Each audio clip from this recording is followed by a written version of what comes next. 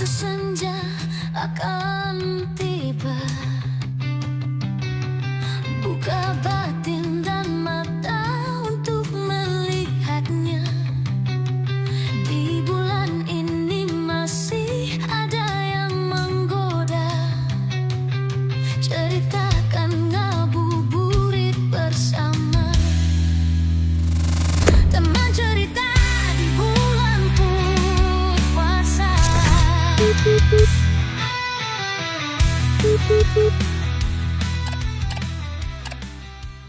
Halo majikan, gimana puasa hari ini aman? Ini sebenarnya kita kalau lagi bulan puasa ngomongin horror vibes sih lebih enak ya. Maksudnya jadi nggak terlalu takut-takutan, cuman kita mau curhat nih majikan. Tadi kita kagak sahur, bangunnya tuh 3 menit sebelum subuh, jadi cuman sempet tenggak air doang begitu. Aus banget nih, kering, lapar. Cuman ya namanya juga puasa ya, jadi di cerita kali ini mohon maaf kita kalau ngomongnya agak pelan-pelan begitu ya gengs ya. Menghemat mode energi. Ini kita juga masih pagi nih, setengah 8 pagi nih kita syuting sebelum kita kerja, untungnya WAF sekarang. Habis rencananya mau syuting tadi malam, cuman kok gimana pun juga vibesnya kita agak gemeter-gemeter begitu. Jadi tidur-tiduran dulu, ketiduran. Apa jangan-jangan kita dimeremin setan begitu ya. Untung sempet bangun tuh subuh-subuh, walaupun cuman punya 3 menit buat minum.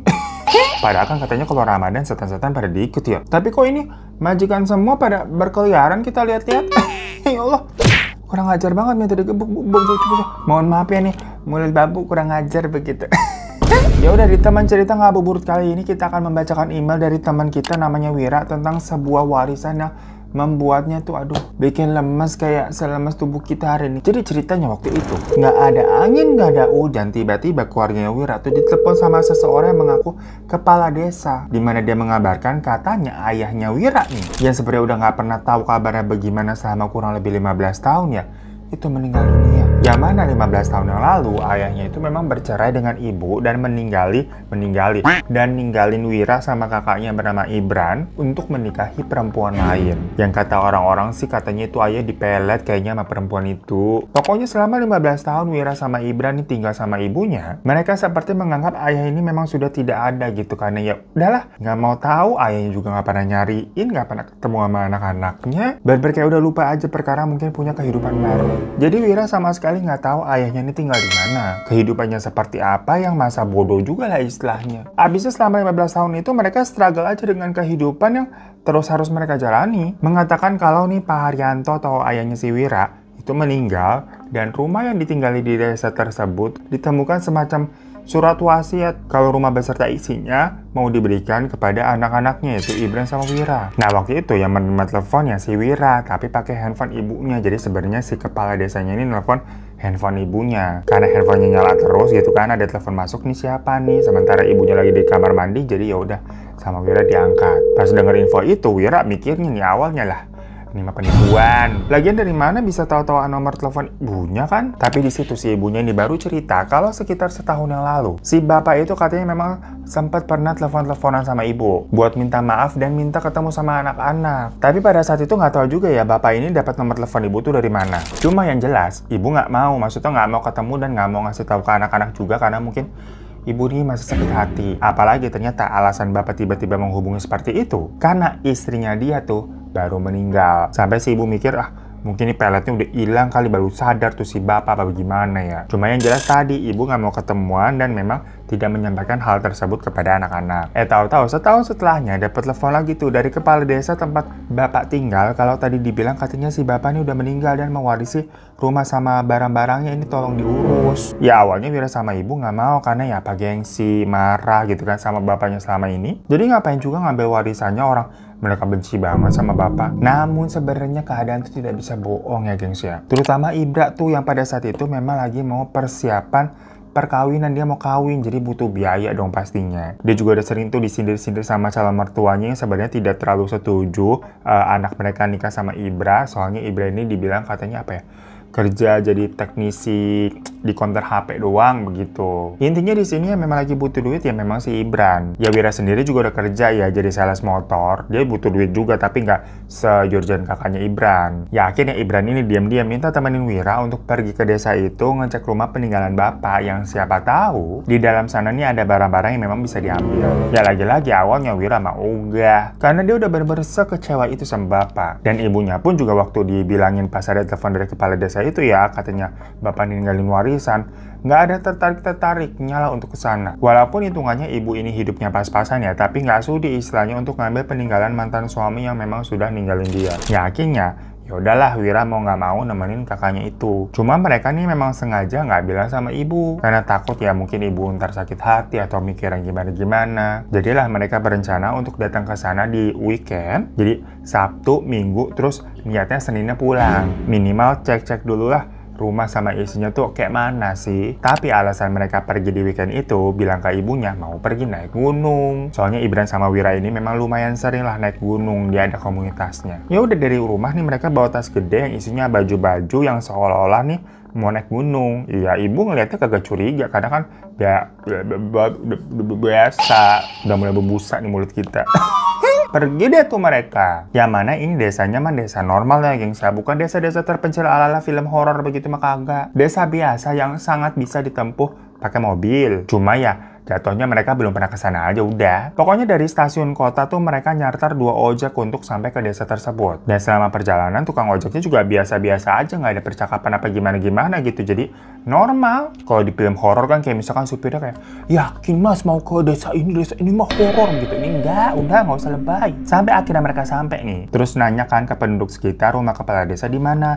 Ditunjukin tuh di situ. Ya udah mereka ke situ ke rumah si kepala desa. Dan pas ketemu si kepala desanya sendiri nggak kaget karena kan dari awal memang dia yang ngabarin dan telepon. Nama kepala desanya itu Pak Gunawan. Mereka langsung dianterin nih ke rumah peninggalan bapak. Yang ternyata yang megang kuncinya juga si kepala desa karena katanya takut dimasukin sama orang lain. Di situ Pak Gunawan nih cerita kalau bapak ini udah meninggal sekitar 6 bulan yang lalu, jadi udah cukup lama. Karena dirasa memang udah nggak punya siapa-siapa yang nggak ada kerabat, jadi rumahnya terbengkalai gitu aja nggak ada nempatin. Soalnya kan istrinya si bapak itu udah meninggal duluan ya setahun yang lalu. Sampai akhirnya mungkin karena ada rumah kosong, itu katanya suka dipakai anak-anak desa sana lah buat apa nongkrong-nongkrong, rokok segala macam. Dan terakhir ditemuin ada yang berbuat maksiat di dalam situ, ada mesum. Nah tapi nggak tahu apakah orang-orang yang sempat masuk ke rumah itu tuh sempat ngambil barang-barang yang ada di dalam atau tidak. Karena kan orang desa sana juga nggak paham ya isi rumah itu aslinya ada apa aja barang berharganya. Nah makanya abis tadi ada penggerebekan orang yang mesum, tahu-tahu kok ditemukan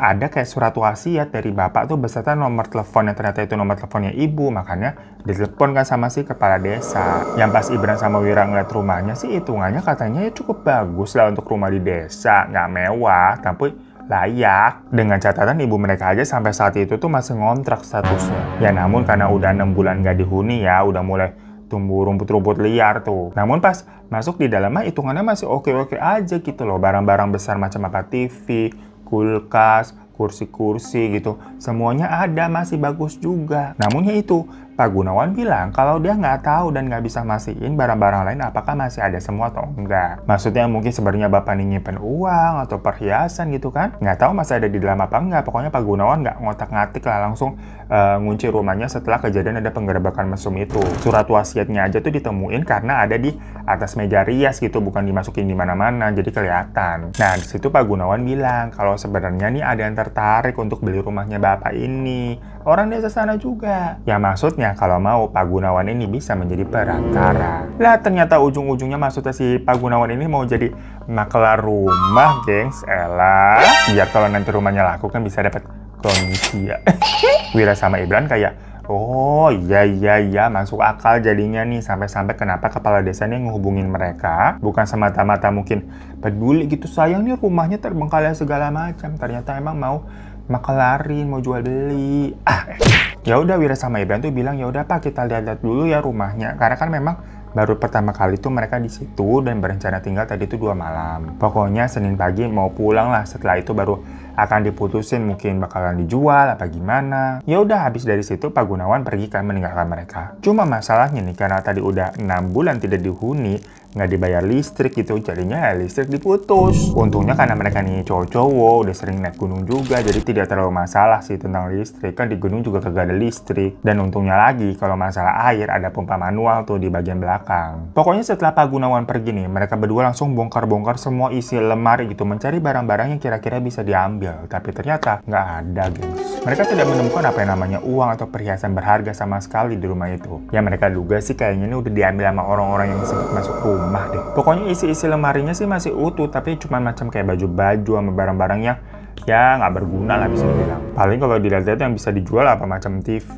kulkas, kursi, yang gitu-gitu aja yang gede-gede. Tapi setidaknya mereka tahulah nih peninggalan yang masih bisa dimanfaatin berarti apa aja. Ada obrolan juga antara Ibran sama Wira, nih apa ibu disuruh pindah ke sini aja ya? Maksudnya daripada ngontrak terus gitu kan, ibu juga udah semakin tua, jadi kayak udahlah tinggal di desa aja gitu kan, pensiun. Daripada bingung-bingung bayar sewa kontrakan, jadi mending tinggal di sini. Barang-barang semuanya tuh lengkap, tinggal bawa baju aja istilahnya. Tapi di sisi lain mereka juga tahu pasti nggak mungkin tapi si ibu mau gitu, mana sudi. Apalagi waktu mereka masuk memang di rumah itu ada foto si bapak nih sama istrinya yang lah ibu benci banget. Ya berarti kan pilihan lainnya dijual aja udah. Mumpung memang lagi ada yang nawar nih. Cuma masalahnya mereka tadi nggak sempat nanya juga ke Pak Gunawan nawar harga berapa gitu bukanya. Nah lagi ngobrol-ngobrol begitu sambil masih lihat-liatin barang-barang yang ada di sana, mereka menemukan ada foto bapak sama istrinya itu dengan 2 anak. Ada 1 cewek dan 1 cowok. Loh, ini anaknya bapak. Ya karena lagi-lagi mereka kan nggak tahu sama sekali kabar bapak sebelumnya ya. Kalau benar maksudnya itu anak bapak, terus mereka kemana sekarang? Ya setelah udah meriksa sama isi rumah nih, mereka memutuskan untuk nemuin Pak Gunawan lagi dengan maksud menanyakan harga yang ditawarkan berapa nih buat jual rumah itu. Pergi nih mereka kan, tapi pas mereka keluar rumah tuh, orang-orang di desa sana tuh ngeliatin mereka kayak beda banget, gengs. Sampai kayak ngeliatinnya muter gitu, leher sampai muter nih kita ngeliatin orang. Padahal tadi pas mereka baru sampai dan sempat nanya kan kayak rumahnya Pak Kepala Desa di mana, itu tetapan orang-orang di desa kayak biasa aja pada ramah-ramah. Tapi pas habis ngelihat mereka yang keluar dari rumah itu tuh beda langsung. Si Wira bisik-bisik Ibran kayak, apa jangan-jangan kita dikira habis ngapa-ngapain di dalam rumah? Secara kan tadi Pak Gunawan sempat cerita kalau rumah itu sempat dipakai dengan hal-hal yang nggak bener gitu kan sama oknum-oknum pemuda desa. Tapi Ibran nggak terlalu peduli dan tetap jalan aja tuh ke rumahnya Pak Gunawan. Nah ketemu nih di sana, mereka nanya, Pak kira-kira ini rumahnya mau dibeli berapa gitu, laku jual berapa? Pak Gunawan bilang, ini ada yang nawar 80 juta. Nah, Ibran sama Wira cukup kaget tuh dengan nominalnya. Karena menurut mereka 80 juta itu kecil banget untuk rumahnya bapak yang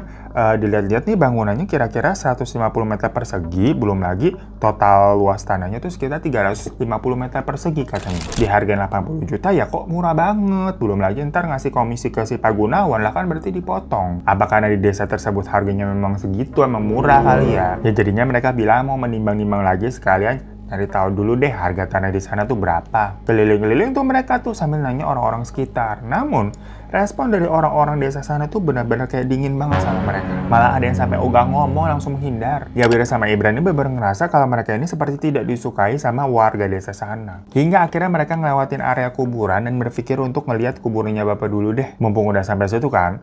Cuman nih mereka udah keliling-keliling gitu nggak nemu kuburan bapaknya di mana. Sementara di sana juga nggak ada penjaga atau orang di daerah situ untuk ditanya. Sedangkan langit juga dilihat udah mulai gelap. Ya takut juga kan udah mau maghrib nih di kuburan gitu. Akhirnya mereka memutuskan untuk balik aja dulu ke rumah, besok lagi dilanjutin. Nah pas mereka pulang, mereka baru ingat, oh iya di sini kagak ada listrik. Untungnya di rumah itu mereka nemuin ada beberapa lilin yang bisa dinyalakan. Dibahas lagi tuh, kira-kira emang ini rumah cuma laku 80 juta ya? Dilepas apa gimana nih enaknya nih? Cuma Ibran yakin tuh setidaknya rumah ini dengan luas tanah segini bisa lah harga 100 juta ke atas. Ngobrol-ngobrol gitu kan di kasur di kamarnya bapak, ngantuk ketiduran. Sampai tahu-tahu ada suara orang kayak lagi buka pintu. Wira langsung kebangun nih karena dia memang cukup sensitif dengan suara-suara. Maksudnya kalau lagi tidur nih ada suara dikit aja dia bisa kebangun. Tapi pas dia melek, ruangan udah gelap gulita karena lilinnya ternyata habis geng mati. Jadi ya udah nggak ada penerangan. Wira sempat ngeraba-ngeraba kakaknya tuh yang ada di sebelahnya. Udah digoyang-goyang gitu kan tapi nggak bangun. Cuman suara ngoroknya mah kedengeran. Sementara Wira juga denger nih ada suara orang yang kayak masuk rumah gitu loh. Siapa? Dia akhirnya ngeraba-ngeraba meja di samping kasur tuh tempat lilin yang tadinya mati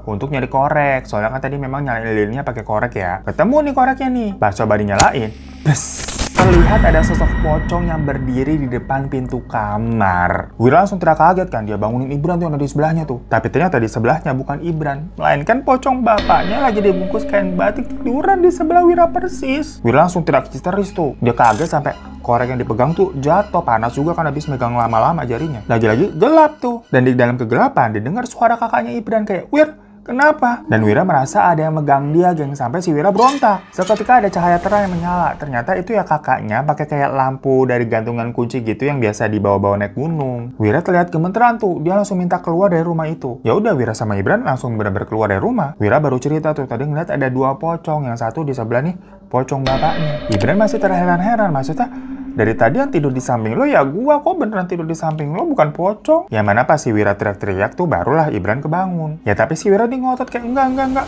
Ini bukan mimpi nih, emang ada yang nggak beres di rumah ini. Kayak gua nggak bohong gitu loh, beneran ini gua lihat. Ya Ibran sendiri tahu ya kalau Wira ini bukan tipe-tipe yang tukang bohong dan nggak penakut juga loh sebenarnya. Biasa mereka kalau naik gunung mah fine-fine aja. Tapi nggak pernah juga melihat ada penampakan atau yang gimana-gimana ya. Sama sekali nggak pernah ngelihat. Makanya pas ngelihat si Wira ketakutan seperti ini ya, Ibran bingung. Ya terus mau gimana nih? Mau tidur di mana malam ini kalau kita nggak mau masuk ke rumah lagi? Si Ibran nanyanya begitu kan. Tapi Wira yang memang feelingnya udah nggak enak nih, kayak mikir, kamu salah desa aja deh bang. Jadi pas tadi mereka keliling-keliling tuh sebelum ke kuburan, mereka sempat memang melihat ada musola. Ya udah, akhirnya mereka jalan tuh ke musola dengan situasi yang udah gelap ya, udah sepi juga tuh, pakai lampunya Gibran tadi tuh. Jadi kayak lampu kecil katanya yang LED gitu, bener-bener gantungan kunci, tapi terang banget. Yang emang biasa buat naik gunung soalnya. Nah pas lagi jalan nih, loh kok mereka tahu-tahu ngeliat ada uang berceceran, nominalnya juga beragam. Ada yang goceng 20.000, 50.000, sampai 100.000 juga ada. Mereka sempat heran kan, kayak ini uang siapa jatuh berceceran. Yang pas ditelusurin gitu kan dari sumber uangnya, loh kok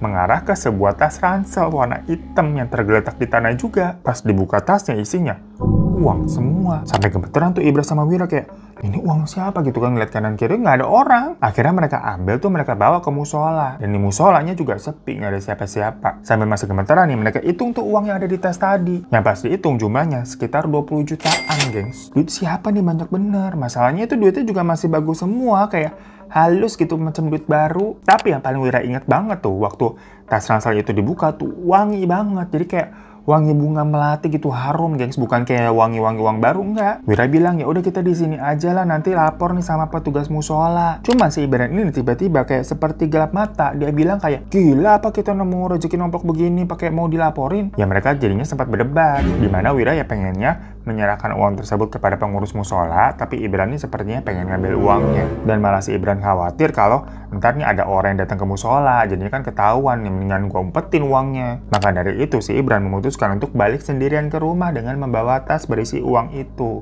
Karena kan Wira ini nggak mau balik ke rumah lagi, nggak mau ikut. Pisah mereka tuh, jadinya si Wira sendirian di musola. Yang jatuhnya kok tiba-tiba jadi cukup takut juga ya, karena sendirian, di luar juga gelap. Dan lampu musolanya itu juga remang-remang banget. Dan di dalam tuh karpet musola semua keadaannya digulung, gengs. Jadi ya langsung lantai aja keramik gitu ya. Dan dirasa cukup kotor juga, sampai Wira heran kayak kok kotor banget musolanya. Makanya sama dia digelar tuh satu roll karpet yang tadinya digulung buat alas tidurnya dia. Karena udah ngantuk banget, ya Wira tidur. Cuma makin lama kok dia merasa kayak sesek gitu, kayak susah napas ya. Nah, akhirnya dia bangun tuh dan terkejut banget kalau hidungnya emang kesumbet kapas, gengs, dan tubuhnya sudah dililit kain. Yang mana si Wira ternyata dipocongin. Jadi dia berusaha nafasnya tuh lewat mulut, ngep-ngep. Dan pas dilihat posisinya dia ya masih ada di dalam musola, gengs, namun sepi, nggak ada orang. Dan tahu-tahu ada suara kayak dari toa musola, kayak seseorang yang mengucapkan, Innalillahi wa inna ilaihi roji'un. Innalillahi wa inna ilaihi roji'un. Pokoknya berkali-kali. Wira teriak-teriak tuh minta tolong, karena dia nggak bisa gerak aja susah. Wira ya makin panik gitu kan dengan situasi begitu, dia langsung nangis teriak-teriak. Tahu-tahu dia terbangun dari tidurnya. Yang ternyata tadi itu adalah mimpi, dimana si Wira ya posisinya masih normal tuh, ketiduran di musola kan tadi gelaran karpet. Dia lihat ke sekitaran, kondisinya masih sepi. Merasa ketakutan ya, akhirnya Wira keluar tuh dari musola dan balik lagi ke rumah untuk nyusulin Ibran. Yang ternyata di rumah si Ibran lagi packing-packing tuh. Terlihat dia bersiap-siap kayak mau pergi. Yang ternyata rencananya Ibran itu adalah pergi dari desa itu dulu membawa uang 20 jutanya. Yang mana urusan jual rumah nanti aja lah dipikirin setelah nanti diskusi sama ibunya. Yang penting ini kita amanin dulu 20 juta biar nggak ketahuan. Ya tapi Wira langsung bilang kan kayak gimana caranya kita mau pergi, kan nggak ada kendaraan. Harus nunggu dulu minimal sampai pagi gitu kan buat nebeng misalkan warga desa ada yang mau ke kota apa enggak. Yang ternyata memang si Ibran udah mikirin hal itu juga. Jadi dia tuh emang packing sedemikian rupa ya buat ngumpetin uang 20 jutanya. Jadi ditumpuk sama barang-barang, dimasukin ke selipan baju-baju gitu kan, ke dalam kaleng segala macam. Pokoknya dibungkus sedemikian rupa buat dibawa keluar desa nggak ketahuan lah. Di situ lampu gantungan kuncinya Ibran kan masih nyala ya. Gak lama kemudian tahu-tahu blup, mati gengs lampunya gengs. Kayaknya dayanya memang habis ya, soalnya dicasnya memang pakai tenaga matahari. Ya Wira udah panik tuh, udah nggak kelihatan apa-apa lagi. Dan di tengah kesunyian itu terdengar ada suara duk, duk, duk, duk. Kayak ada yang lagi lompat-lompat. Wira udah megangin bajunya Ibran nih kenceng-kenceng ya. Ternyata si Ibran ini punya korek tuh di kantongnya. Jadi langsung dinyalain sama dia. Sambil bilang kayak, udah kamu cari lilin yang masih ada cepetan. Tapi kan Wira nggak mau sendirian nyarinya ya. Jadi udah mereka berdua nyari lilin tuh di laci-laci segala macam. Sementara suara duk duk duk duk tadi itu masih kedengeran. Yang sumbernya kayaknya ada di atas plafon tuh. Si Ibran bilang, ah itu mah cuma tikus. Sampai akhirnya mereka dapat lilin, ya udah dinyalain nih. Lumayan terang lagi tuh keadaan kamarnya. Mereka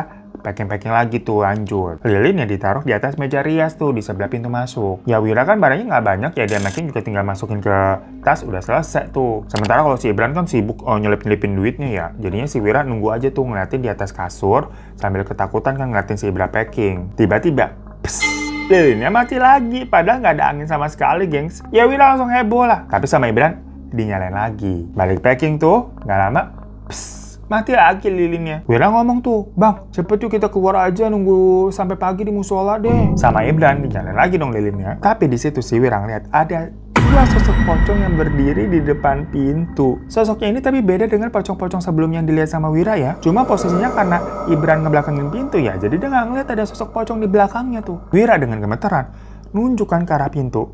Tapi pas Ibran nengok, lilinnya mati lagi. Dinyalain lagi tuh. Tapi sosok dua pocong itu udah hilang. Merasa ada yang aneh sampai si Ibran juga ikut merinding. Akhirnya dia cepet-cepet packingnya tuh. Tahu-tahu dari luar ada suara kayak tok tok tok tok tok tok tok gitu, kayak macam kayak kentongan si Skamling gitu loh, ronda lagi lewat. Rame banget suaranya. Wira langsung keluar kan karena ketakutan. Sekalian mau ngecek itu apa. Yang mana itu ternyata kayak ada rombongan pada teriak, awas ada maling gitu. Dimana mereka lagi keliling rame-rame. Nah ngeliat Wira tahu-tahu keluar dari rumah begitu, orang-orang tersebut nih rombongannya pada berhenti sambil bilang kayak, maaf ya berisik nih kita lagi ngejar maling, hati-hati. Kata orang-orang itu tuh, maling apaan pak? Si Wira nanya kan. Nah di rombongan itu tuh ada seseorang namanya Pak Muhyiddin. Dia semacam katanya kepala peternak di desa tersebut, yang bilang dia habis dihipnotis sampai-sampai uang gajian karyawannya senilai 25 juta itu diambil gengs, dan baru sadarnya lama dari hipnotisan itu. Makanya dari situ dia baru lapor warga dan langsung pada rame-rame ngiter keliling desa nyari malingnya. Dengar ribut-ribut begitu si Ibran ikutan keluar rumah, dan dia juga diceritain kan kalau ada maling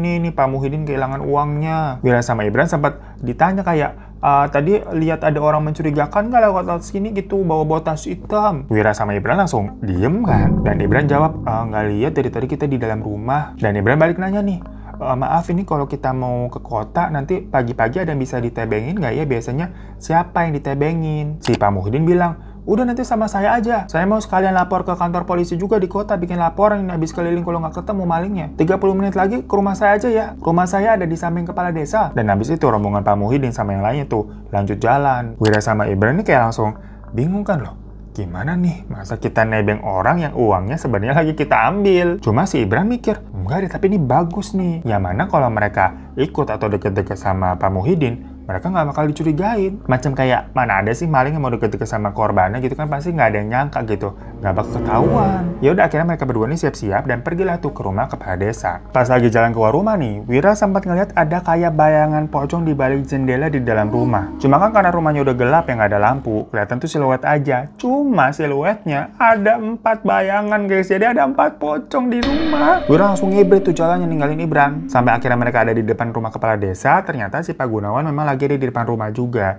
Dia kaget ngeliat Ibran sama Wira bawa tas kayak, loh kalian mau kemana? Ibran bilang, kita mau balik Pak, rencananya sebenarnya sih nanti pagi. Cuma tadi kita kebetulan ketemu sama Pak Muhyiddin, katanya dia mau ke kantor polisi juga, jadi biar sekalian ikut daripada nanti misalkan pagi nggak ada orang yang mau ke kota, jadi nggak ada tebengan. Oh begitu, kata si Pak Gunawan kan, terus cerita tuh dia, iya nih habis belum ketemu tadi katanya ada maling, itu kasihan gaji buat para karyawannya Pak Muhyiddin diambil. Jadi ngobrol tuh pokoknya mereka. Yang mana Pak Gunawan selaku kepala desa ya lagi nungguin Pak Muhyiddin yang juga belum balik memang kan dari keliling. Habisnya kan tetangga samping rumah juga. Nah Ibran nanya, emangnya di sini emang sering ada maling ya Pak? Pak Gunawan kayak ragu-ragu gitu jawabnya. Dia bilang kayak, ya beberapa kali sih emang suka rawan di sini, mungkin karena faktor ekonomi, jadi kayak orang suka nekat, orang jujur sekarang mah susah. Si Wira nanya nih, emang nggak pernah ada yang ketangkap kok, nggak pada kapok gitu kalau emang sering maling di daerah situ. Tapi Pak Gunawan juga sambil ngeluh gitu jawabnya, dia bilang kayak, ya namanya maling mah susah ya kita juga nangkepnya, apalagi kalau udah kabur. Tapi kalau ketangkap,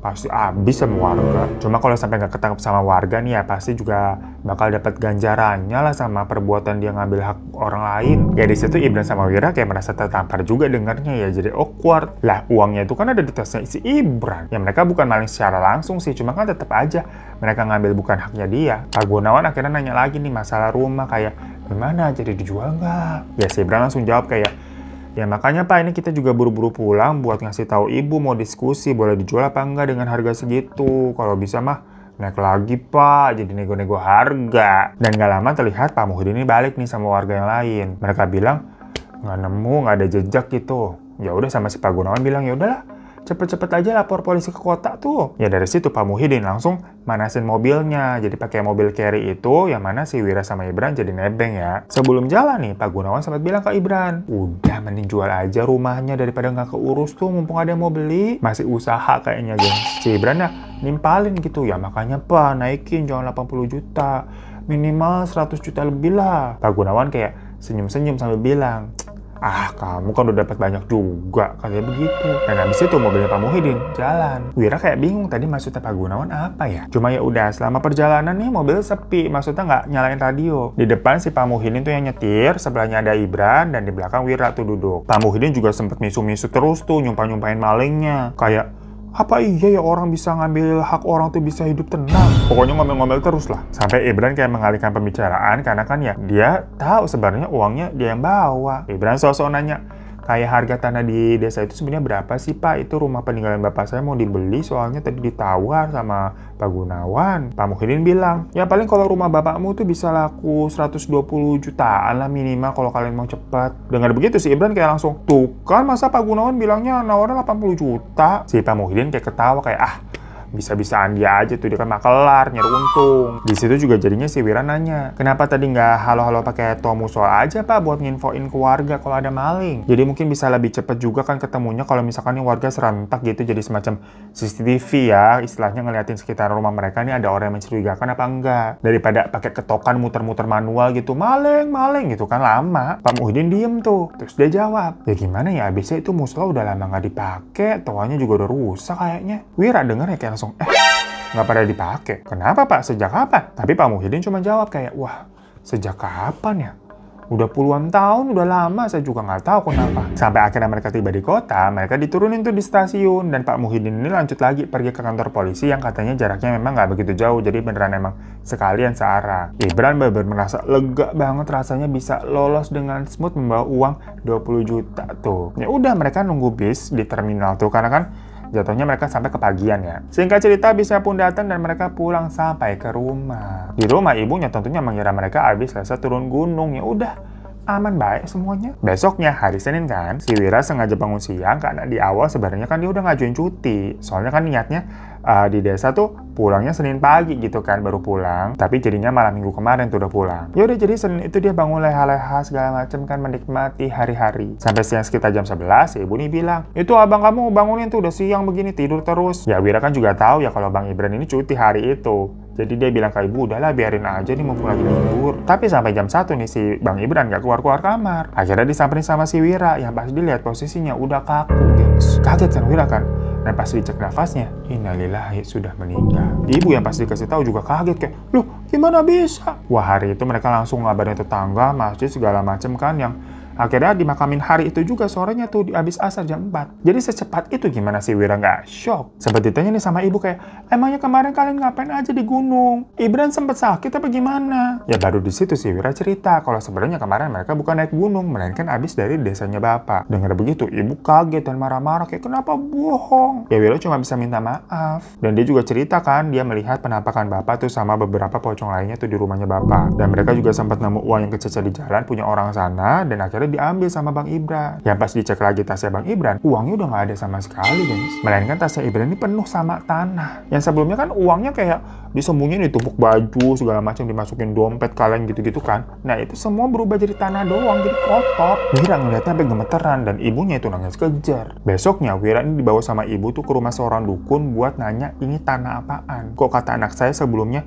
ini uang tapi jadi tanah. Apakah ada hubungannya dengan kematian anak saya? Ternyata pas dilihat ternyata itu katanya adalah tanah tumbal dari desanya si bapak. Yang menurut penerawangan dukun itu, sepertinya uang yang kececer itu memang sengaja disebar sama pelaku untuk mencari mangsa. Yang ternyata dulu di desa itu tuh ada seorang maling yang kepergok sama warga dan diarak sampai dirajam tuh hingga meninggal. Namun ternyata orang itu punya ilmu hitam namanya rawa rontek, yang mana walaupun raganya mati tapi rohnya akan tetap hidup dan berkeliaran untuk membalas dendam. Karena semenjak saat itu, desa ini memang seperti dilanda kemarau terus, pokoknya banyak yang sial deh. Nah, dukun desa sana tuh menyarankan untuk memberikan tumbal orang yang memang jahat atau pencuri juga ya untuk menjadi tameng bala. Di awal-awal ya memang benar tuh ada pencuri-pencuri yang memang sengaja dipancing untuk mengambil uang goib. Jadi kalau ada orang yang memang mau maling rumah atau maling ternak itu, sengaja sekalian digeletakin tuh uang-uang goib itu untuk diambil supaya ya dia menjadi tumbal. Hingga lama-lama orang jahat beneran di desa tersebut nggak ada yang berani maling lagi, abis. Tapi akibatnya ya serangan bala itu kembali datang yang sekarang nggak ada yang ditumbalkan. Dari sini sepertinya desa itu tuh udah masuk ke dalam lingkaran setan. Nah mungkin itu juga memang tujuan dari si maling yang punya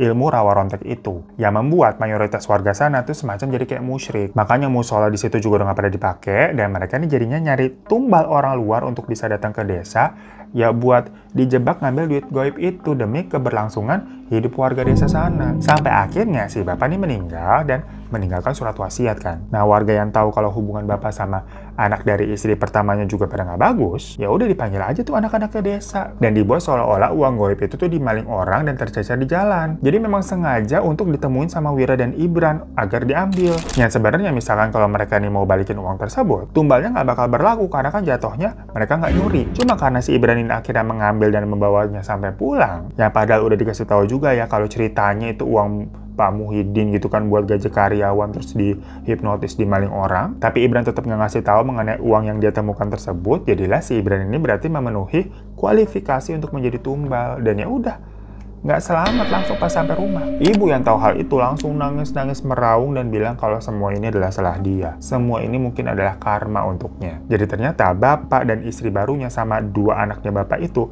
meninggal karena perbuatan ibu gengs yang main dukun yang memang meminta untuk mencelakai bapak sama keluarga barunya itu karena ibu sakit hati. Ya jadi di sini kayak semacam masuk ke dalam permainan setan yang nggak berujung gengs, di mana tujuan ibu sebenarnya berhasil. Tapi itu membuat bapak menulis surat wasiat yang menjadikan Ibran tuh ke desa dan malah jadi tumbal. Jadi kayak ada sebuah kejadian sebab akibat yang kebetulan, tapi karena di sini dua kejadian yang sama-sama sesat, jadinya kayak lingkaran setan, paham nggak kalian? Kita breakdown lagi ya. Maksudnya adalah warga desa sebenarnya itu nggak ada urusan dengan masalah ibu sama bapak tuh ya mereka nggak tahu dan nggak mau tahu. Misalkan aja dari awal nih ibu nggak main dukun untuk mencelakai bapak dan keluarga barunya. Mungkin kan berarti bapak masih hidup nih, dimana dia juga nggak akan nulis surat warisan. Dan berarti Ibran sama Wira juga nggak mungkin ke desa itu. Dan warga desa jadinya akan nyari tumbal orang lain aja udah. Endingnya akan berbeda. Tapi perkara terakhir nih bapak meninggal dan nggak tahu yang apa terjadi sama bapak ya. Ya mungkin dia telah mengalami hal-hal mistis segala macam yang membuat anaknya meninggal, istrinya meninggal, dan akhirnya menulis warisan sebelum dia juga meninggal ya. Dimana di surat warisan tersebut kan juga ada nomor telepon ibu. Itu menjadikan semacam penghubung atau ide dari si warga desa kayak ya udah kita panggil aja nih anak-anaknya ke sini nih, kita tes dia bakal nyuri duitnya apa enggak gitu loh gengs. Dan ternyata berarti di sini Pak Gunawan sama Pak Muhyiddin itu adalah dalang dari skenario uang gaib yang ditemukan sama Ibran dan Wira gengs. So itu majikan tema cerita pembuka di bulan Ramadan ini yang aduh nggak ketebak ya, ini agak jelimet, ada dua kejadian yang jadi nyambung karena ada sebab akibatnya. Cerita Wira di sini tuh ingin mengingatkan kita untuk jangan pernah bersekutu dengan setan karena benar-benar definisi sesat gitu. Hanya akan ada penyesalan di ujung yang akan ditimbulkan. Kayak ibu yang menyesal yang kirain tujuannya dia udah selesai gitu, udah bisa puas kayak menghabisi mantan suami dan keluarga barunya tuh. Tapi akibatnya anaknya malah yang jadi korban tuh di desa. Atau ya warga desa yang tadinya mau menghalau bala nih biar kehidupannya kembali makmur, jadi malah keterusan dan nggak bisa berhenti tuh makin jauh dan makin musyrik gitu. Jadi kayak nggak berhenti, nauzubillah min dzalik. Ya tapi sayangnya di sini memang setelahnya Wira nggak cerita banyak mengenai kejadian dia sama ibunya tuh bagaimana hidupnya. Yang jelas si Wira ini hanya bilang kayak masalah tentang jangan pernah bersekutu dengan setan, udah gitu aja. Ya terima kasih majikan udah nonton ya. Ingat, jangan tergoda rayuan setan untuk batal puasa. Walaupun tadi kita kagak sahur ya, cuman insya Allah nih, misalkan ngeliat iklan sirup atau mie rebus, mie goreng gitu, tetap harus kuat menahan semua godaan itu, ya Allah. Amin. Terima kasih ya majikan udah pernah nonton. Mohon maaf kalau hari ini kita bicaranya agak lemes dan agak belibet gitu, beber kering banget mulut ya. Habis ini juga kita masih harus lanjut kerja, masih panjang urusan kita nih. Semoga nanti bisa sampai beduk maghrib ya. Ya buat teman-teman yang berpuasa makanya semangat terus. Sampai jumpa lagi nih teman-teman cerita berikutnya di edisi Ramadan ini. Assalamualaikum warahmatullahi wabarakatuh. Janganlah takut, ceritakan padaku, karena kau